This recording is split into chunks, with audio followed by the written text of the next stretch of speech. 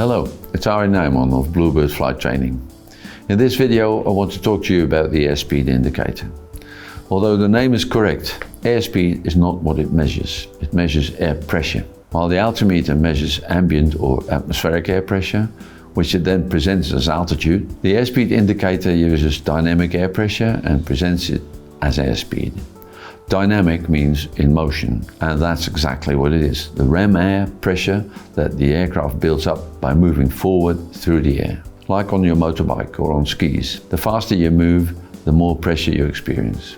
In airplanes and helicopters, this dynamic pressure is measured in the so-called Pitot tube outside the aircraft. It has an opening in the direction of flight, so the more air particles enter into the tube, the higher the airspeed indication gets. This system tells the pilot at any given moment during flight if there's enough air particles available to be propelled backwards and downwards for the aircraft to be moved up and away, to be carried, as it were. Now, as we know, as altitude increases, less and less air particles become available, meaning that we'll have to increase our airspeed to make sure we encounter enough of them.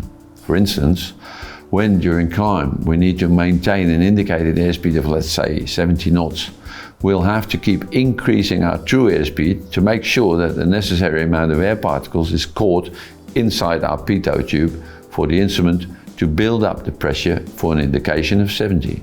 The airspeed that you are really at, which we call true airspeed, is also important to know, because obviously you will want to calculate flight time and fuel consumption. True airspeed needs to be computed and can be derived from indicated airspeed combined with information about air density, that is, altitude and outside air temperature. Modern aircraft have air data computers on board that will do that for you on the fly, but the old birds with steam gauges won't give you that. In all cases, you'll have to work it out before flight. And once you know your true airspeed, there's another player yet unmentioned, and that's wind.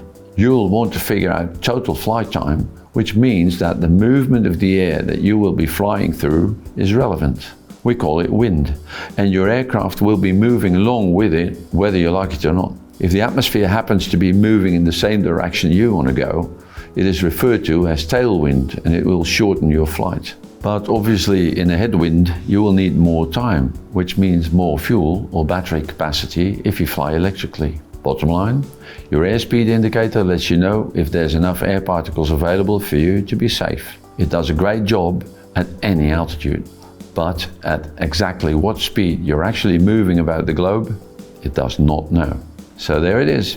Not everything's what it seems. Sometimes there's more to things than one would imagine. Want to know more? Visit us at www.bluebird.nl. Blue without the E. Why? Tell you about that later.